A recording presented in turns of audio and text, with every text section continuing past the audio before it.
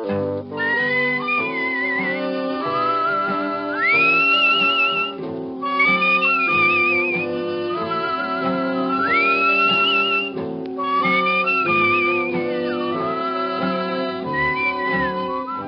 Dick Powell as Richard Diamond, private detective.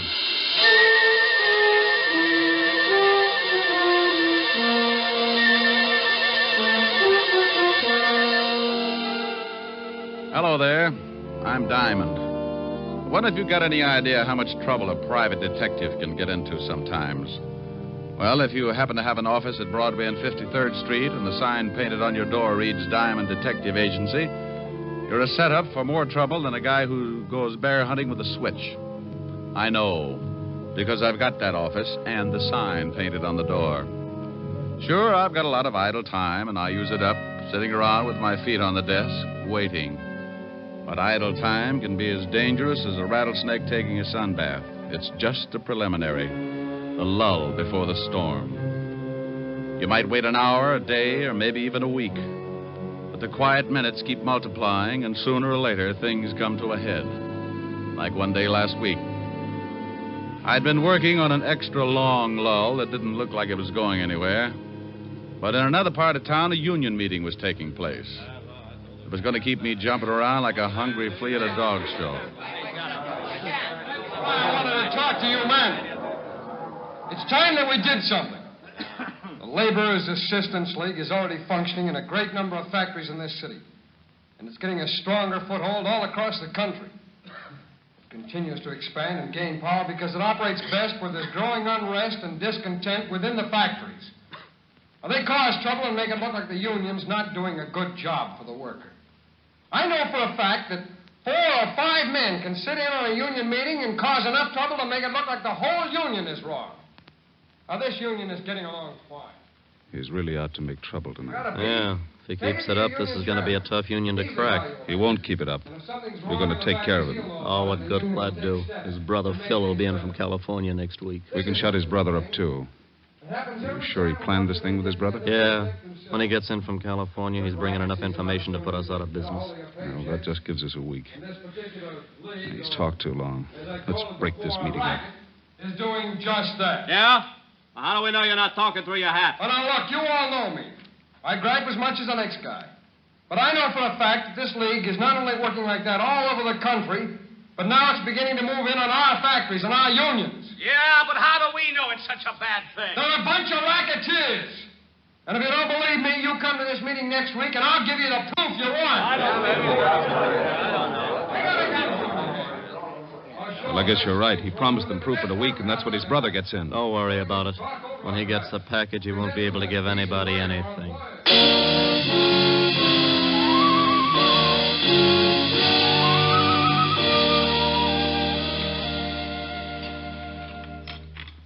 Tom, bring in the rest of the dinner dishes, will you? Oh, sure, honey. Here, Mama, let me wash them. You talk to Tom for a minute. He's going to another meeting tonight. Oh, meetings.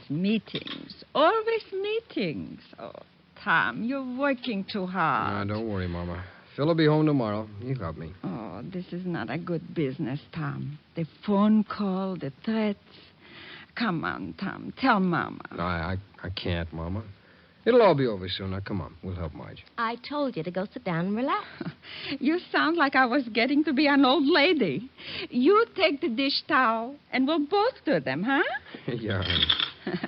Your wife thinks I'm getting too old to wash dishes. Just you wait until she has a daughter-in-law. I think Mama's hinting. Mama, shame on you.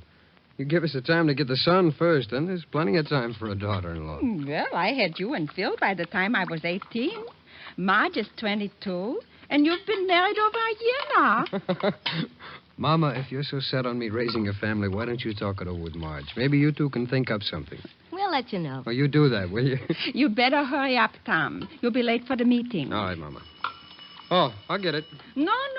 You say goodbye to your lovely wife. Why, thank you, Mama. You know, before your father died, I only had time to raise 2 screaming roughnecks. But now I plan to be the grandmother of at least 5 more. How about it, honey? Think we ought to make Mama happy? This is a conspiracy. Who do you think's going to get left with all the work? Maybe just 3 then, huh? silly. I love big families. Oh, I thought so. Smooching when you ought to be on your way to the meeting. Can't a guy even smooch with his own wife? Who was at the door, Mama? Oh, the mailman. He left our special delivery package for you, Tom. It's in the living room. For me? Yeah. Must be from Philip. It's from California. Oh, he must be sending some stuff on ahead. Well, why don't you open it, Mama? Maybe it's something for you, too. Oh, the women have dishes to wash. It's addressed to you. If you don't want to open it now, so leave it till tomorrow. Now, go on. Get out of my kitchen. You know go. you're sounding more like a mother-in-law every day. Oh. Okay, I'll open it. You know, maybe it'd make you happier if you knew that Marge and I decided on 5 kids. Children are not kids. Kids are goats. Well, you never know. Tom, John Wagner called you earlier. Wagner? What do you want? He didn't say. Who's the package from? Oh, that's from Phil, all right. I know it's a surprise because he sent it to me at the shop first, and then they sent it on here. Wonder why I didn't get it at the shop. Well, what is it? Just a second, Mama. Wrapped up pretty tight. Boy, it's sure heavy.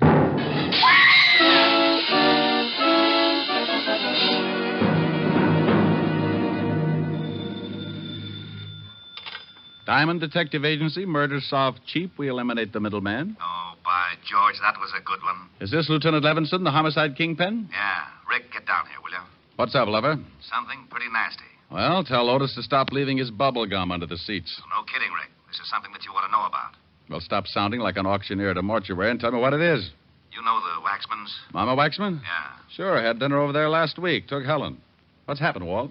Last night, someone sent Tom Waxman a box with a bomb in it. What? I knew you were a friend of the family, and I've got to talk with you. Come down here, will you? You know it. I closed the office and grabbed a cab for Walt's precinct. All the way over, I kept thinking about Mama Waxman and her 2 sons. I'd known the whole family when I used to be on the force. Tom, who used to sing first tenor at the synagogue, had gotten hit in the throat with a baseball. And Cantor Weinberg asked me to take over for him, so I sang that day in Tom's place. Mama Waxman heard me and asked me over later for the best dinner I'd ever eaten. We've been friends ever since. The cab dropped me off at the station, and I went in fast. Sergeant Otis was sitting at his desk reading the Police Gazette. Hello, Otis. Stop panting. They're just pictures. Oh, it's the comic gum show. Go on in, Diamond. The lieutenant expects you. Well, thanks, Sergeant. Oh, by the way, when are you going to get a haircut? You're beginning to look like Rasputin with a Tony. Hello, Walt. Sit down. I got a real headache. How much damage did the bomb do? Plenty. Killed Tom and put his wife and mother in the hospital. Mama Waxman's pretty bad. Oh, that's awful. Any line on the killer? Yeah, that's why I got this headache. We're, holding Phil Waxman, Tom's brother. Holding Phil? Are you crazy? Those 2 kids were inseparable. Tom's wife said that the box the bomb came in was from Phil. She heard Tom say so before he opened it. Well, she could have been mistaken. Someone could have copied Phil's handwriting. The story's got more holes in it than a fishnet. The package was sent from California, Rick. That's where Phil was. He got in this morning, and we picked him up at the train. What does he say? I thought at first he was going to say plenty, but then some guy comes in and says that he's his lawyer. After the guy left, Phil shut up like a clam. He denies the crime, doesn't he? Oh, sure, but that's all. Can't get anything else out of him. Who was this guy who claimed to be his lawyer? I got it right here. Name is John Wagner.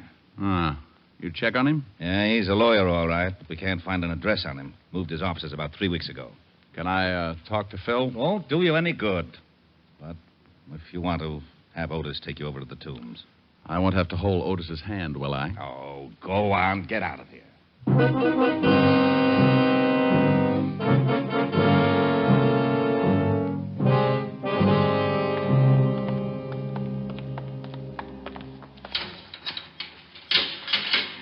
There's somebody to see you, Waxman. All right, Diamond. You got 5 minutes. How are you going to keep track, Otis? On my fingers. Well, that'll only get you up to 13. I'll scream if I need you. How are you, Phil? You're in on a tough rap. Yeah. You want to tell me about it? I've told the police everything I'm going to. Who was the lawyer who came in to see you? Just a lawyer.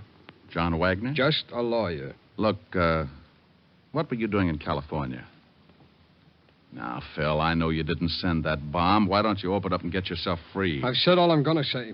Now, get out of here, Diamond. Oh, it's like that, huh? Yeah, it's like that. Oh, come on. Go on, get out. Okay. But don't forget your mother. You don't want to let her down. I'm going over to the hospital and see her now. Hey, Otis, let me out of here.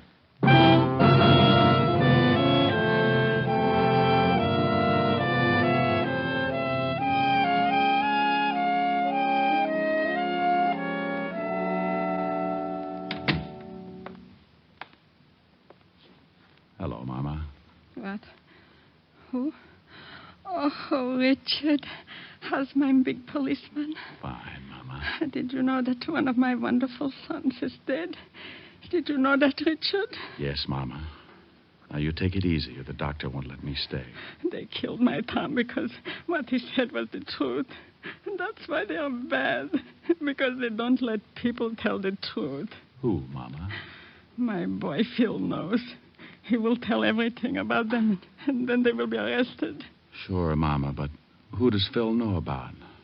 I just saw him, and he won't tell me. Mama. I feel so sleepy. I'm tired. Mama. You'll have to leave now, Mr. Diamond. Is she asleep, nurse? Yes, we gave her an injection before you got here. Oh. Well, then may I see Mrs. Tom Waxman? For a minute, yes. She's in this next room. She isn't as serious as Mrs. Waxman, but she has to rest. I'll give you a minute with her.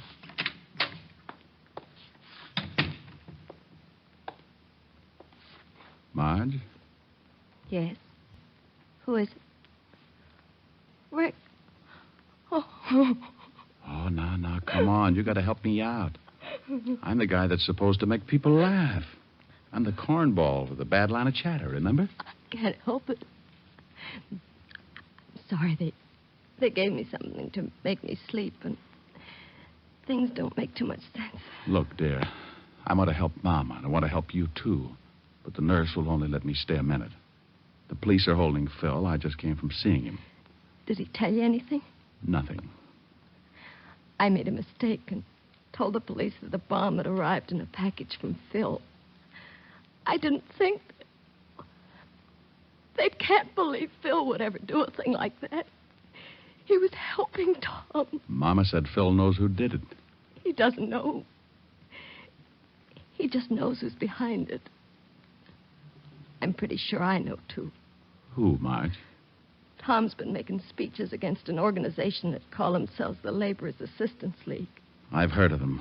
King-size bunco game. Yeah. Phil's been in California. He joined the league and found out a lot of things about it. He used to write Tom once a week. Your time's up, Mr. Diamond. You'll have to leave. Just a second. Marge, did Tom tell anybody what his brother was doing? I don't know. There was a man named John Wagner that called Tom all the time. John Wagner?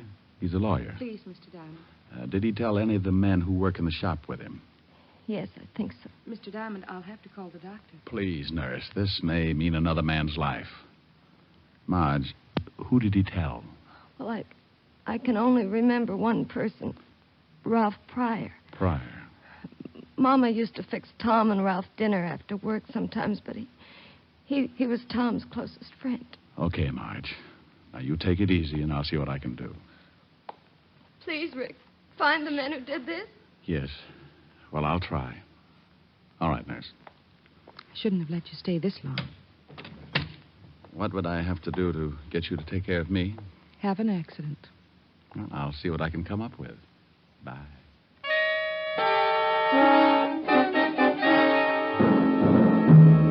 I left the hospital and walked out on the street. One of those sidewalk photographers snapped my picture and handed me a card in case I wanted to send him 2 bits for the print. I threw the card away and headed for the factory where Tom had been working. The superintendent took me down and introduced me to the new foreman of the shop. Yeah, pretty rough about Tom. That's an understatement. Tell me, when did you take over Tom's job as foreman? This morning. How long have you worked for this shop? About 3 years. Why, are you a cop? I might be. You know a guy named Ralph Pryor? Sure, that's him, right over there about that there turtle lathe. Want me to call him over? No, I think I can make it under my own power. Hey, you Ralph Pryor? Yeah. You knew Tom Waxman pretty well, didn't you? Yeah. Well, don't cry on the machinery. It'll rust.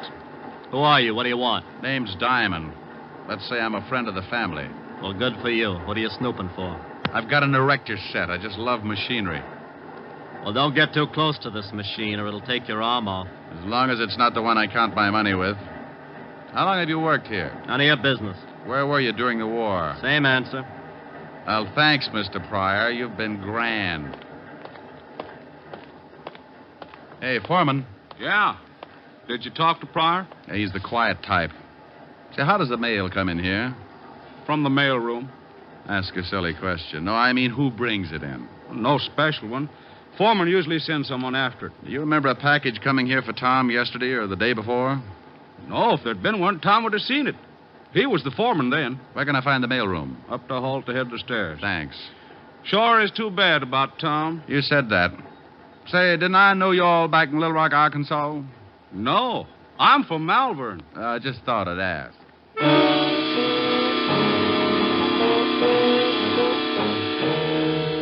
I went up and talked to the mailroom clerk, and he was a little more help. There had been a package for Tom. He told me that he'd sent it down along with some other mail, but he couldn't remember who'd picked it up.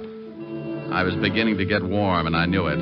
So I slipped into a phone booth and put in a fast call to Lieutenant Levinson. Homicide, Sergeant Otis. Otis, let me talk to the lieutenant. Oh, it's you, Diamond. Why don't you stop playing like a detective? Why don't you buy the lieutenant a necktie for his birthday, a fuzzy green one? You think he'd like that? Sure, and if the clerk hasn't ever seen a fuzzy green one before, just show him your tongue. Now put the lieutenant on.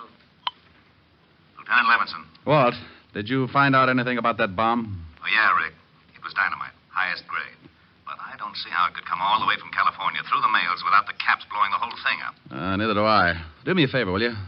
Pick up a Ralph Pryor. He works at the same shop that Tom Waxman did. What can I hold him on? Just pick him up for questioning.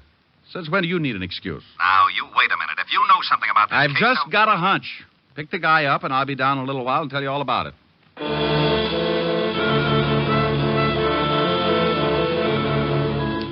I hung up on Walt just as he was getting around to the words you could censor and headed back to the factory. I waited around outside for about 10 minutes, and then, sure enough, a prowl car pulled up, and two boys in blue got out and went in. In a couple of minutes, they came back outside, only this time they had company. Ralph Pryor. I waited until they had pulled away, and then I hailed a cab and headed for the 5th Precinct myself. Oh, where have you been? Snooping, Walt. I just saw your boys pick up Pryor at the factory. Thanks. Now, would you kindly tell me what you wanted him picked up for? Oh, it's a long shot, Walt. I found out he knew what Tom's brother was doing in California. What was he doing? Getting some information on a racket that's been trying to muscle in on Tom's local union. In California? Yeah, they're operating all over the country. You've heard of them. Laborers Assistance League. Oh, those leeches. Well, I still don't see what this has got to do with Pryor. Well, I think that bomb was sent from the factory here in New York. I found out a little while ago that in order to get hold of that package, the killer would have to be working in Tom's shop. You think Pryor did it? I'll tell you better when I see if anyone comes down to get him out. Well? Well, what? Well, what are we going to do? Sit here and look at each other? Well, that's a pretty ghastly thought. How about a fast game of canasta? Oh, you know it's a lousy two-handed game. Well, I'm just trying to help. We could play jacks, but twosies throw me. Yeah, what is it, Otis? The lawyer, John Wagner's out here. He says he wants to see the guy we just picked up. Fast word? Ralph Pryor? Yeah. He says he represents some kind of laborers' assistance league or something. Said that Pryor's a member. All right. Let him see him. Okay, Lieutenant. John Wagner, that lawyer who came in to see Phil Waxman this morning, is back again, Rick. It's time to see Pryor. Yeah? Well, what are you looking so smug about? Looks like the hunch is going to pay off. You mean this lawyer is tied in with the killing? Well, I'm not sure, but I think so. Tom Waxman was making speeches against the Assistance League. Now, a lawyer from the league shows up to help the only guy who knew what Tom was up to and worked in the same shop with him. Now, I suppose you want me to hold the lawyer. No, Walt. Why? How do I know? That's what I asked you. What? Am I supposed to know everything? Lock him up if you want to. What for? He's not guilty. How do you know he's not guilty? Because you had me pick up Ralph Pryor. Well, let him go, too. Let him go where? With his lawyer. I thought you wanted me to lock up the lawyer. Walt, that was your idea. What was? Locking up the lawyer. I don't want to lock up the lawyer. Well, let him go. He's not in. Pryor Well, is. let him go. Who? Phil Waxman. How did he get in here? I don't know. You put him in. Of course I put him in. Now, why should I let him out? I don't know. I ask you. Ask me what? Why you put him in. Now, wait a minute. Otis. Yeah, Lieutenant? Empty the jails and throw this idiot out of my office. Thanks, Walt. Bye.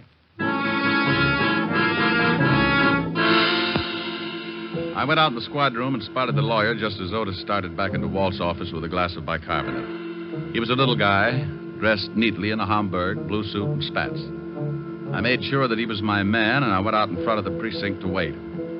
I hung around for about half an hour until he finally came out, and then I started the tale. He grabbed a cab, and so did I. We went across town, and I watched him as he got out and went into a big building on 38th Street. I went in after him. We rode the same elevator to the 8th floor. We both got out. I made like I was looking for a room number, and he went in the door with a sign on it reading Continental Shipping, offices in New York, California, and London. I got close to the door and could hear a phone being dialed. I'd have given my eye teeth, complete with the fillings, to have heard what the conversation was about. Yes, I just went down to see him. He'll be released in an hour. I've got him passage on the tramp steamer. When they release him, he'll meet me at a place I picked, and I'll give him the ticket. I'll tell him the police are up to something, and he'll have to get out of the country. Now, don't worry about that. He'll never get there. The captain of the ship is being paid to see that he doesn't. All right. Yes, everything is going as well as can be expected. Oh, one more thing. A friend of Waxman's, a private detective, is following me. One of our men took his picture coming out of the hospital after seeing Waxman's mother. Yes, well, don't worry about it. I can take care of him when the time comes. All right, goodbye. I waited until he came out of the building and the hunt was on again. I grabbed another cab, and it took my last $3 chasing him to a little waterfront dive on Canal Street. I followed him in and watched him sit down in a booth at the back of the room. I made like an unhealthy patron and took a table near the door where I could watch.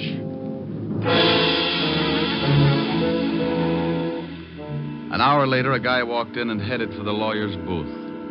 He was Ralph Pryor. He talked with the lawyer for a minute, then took an envelope from him and got up. He went out, and I went after him. If I was right, he was my killer, and the lawyer could wait. Ralph, I want to talk to you. I thought I told you to stop snooping. Bad right ear. Let's step in this alley. Oh, what? Get in the alley. Hey, what do you think you're shoving around? You're just full of questions. You know, mister, you're not so big that you can't end up with a busted head. Now, let me go. I guess you better understand something. Oh. Get the point? Oh, you dirty... Still want to play, huh? Oh. Oh. Oh. Maybe you haven't guessed it, but I'm mad. I'm going to kick you from one end of this alley to the other until you tell me who sent that bomb to Tom Waxman. I don't know what you're talking about. Okay. The state might slap my wrist, but I don't like losing good friends. Oh, my nose. You should see Mama Waxman. She looks a lot worse, but she's got a lot more troubles. She lost a son. Oh.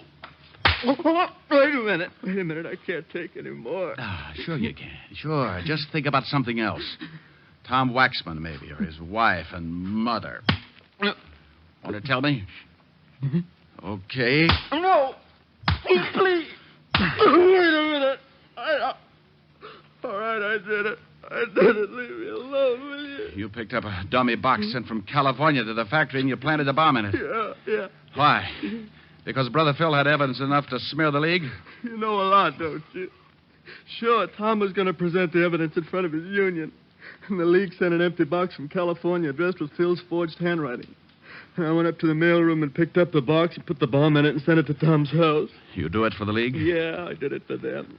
Who's the boss of the League? I... Come on. All right. It's... Oh. Now you'll never know. Wow. Mr. John Wagner, complete with Derringer. I hope you noticed the error of his ways, Mr. Diamond. He talked too much. You got a funny way of keeping clients out of trouble. I'm glad you noticed.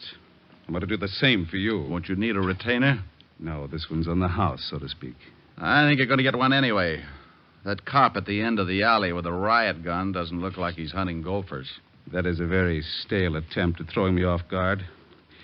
Anyone that would be stupid enough to try a worn-out stunt like that deserves to die. You'll make it easy for me. Okay, suit yourself. Fire when ready, Gridley. What do you think? Thanks, Walt. You arrived in the nick.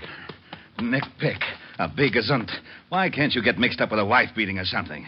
The taxpayers are getting tired of seeing their streets cluttered up with a lot of bodies. Now, don't you yell at me. How did you find me? I knew something was up, so when Ralph Pryor was released, I tailed him.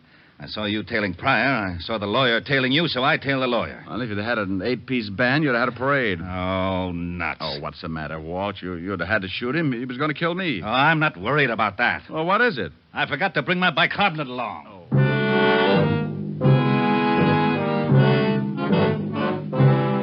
Well, the wagon came and crated Pryor and the lawyer off to the morgue. When we got back to the station, Walt put in a call to the feds and told them to check the Labor's Assistance League in California and pick up the guys who sent the package through the mails. Using the mails like that can be a tough rap. And 3 weeks later, the government closed in. They picked up the big wheel and threw the whole bunch away for 10 to 20. Tom's brother, Phil, was released, and he went in front of Tom's union and gave them the evidence he'd collected while he was with the League. Needless to say, the League wasn't represented that night or any night after that. About 3 weeks after Mama Waxman came home from the hospital, she invited me over for one of her famous dinners. I brought Helen, and her butler Francis came along to help with the serving. Oh, Mama, I'm stuffed. Oh, well, Richard, you didn't finish up the cheesecake. Can't make it, honey. I can't move. Oh, the Helen's a good girl. She ate everything in front of her.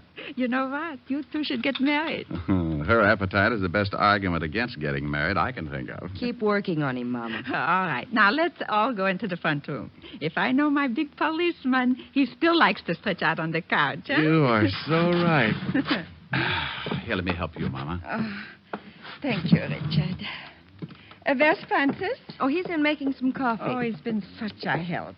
Before the accident, it was nothing to serve supper. You sit right here, honey. All right. Thank you. I won't have to eat another thing for a week. Here's the coffee, Mrs. Waxman. Francis, you must call me Mama, like the rest. Oh, yes, ma'am.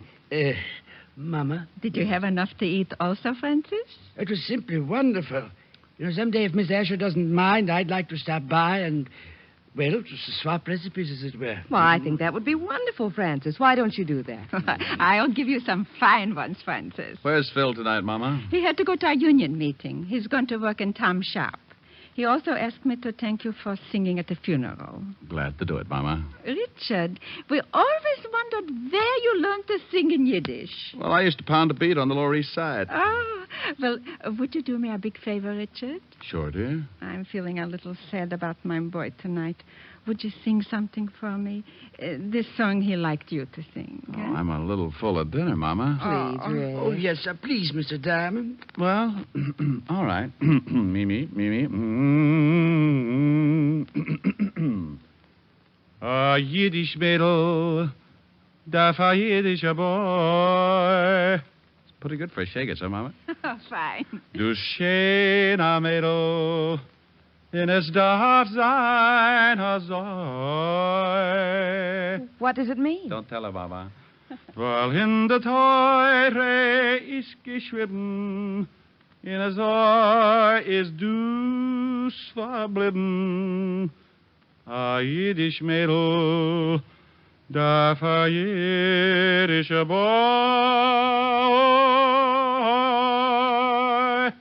Hi, Hosenkale, Mazel tov. Oh, that was wonderful, Richard. You know, you would make a fine cantor. Well, thank you, Mama. How did you like it, Francis? Ha!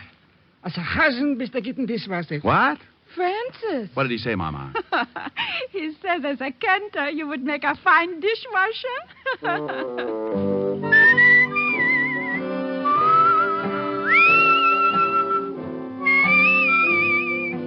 You have just heard Richard Diamond, Private Detective, starring Dick Powell. Hey, Eddie, you mind if I butt in for a minute? Not at all, Dick. Thanks. I just wanted to tell the people that next week our show is going to be on at a different time and a different day. The day will be Saturdays instead of Sundays. And would you please look in your newspapers for the time? Thanks, Dick. Yes, ladies and gentlemen, Richard Diamond will come to you next Saturday at a new time. Be sure to check your newspaper for the hour. This program has come to you from Hollywood. This is NBC, the national broadcasting company.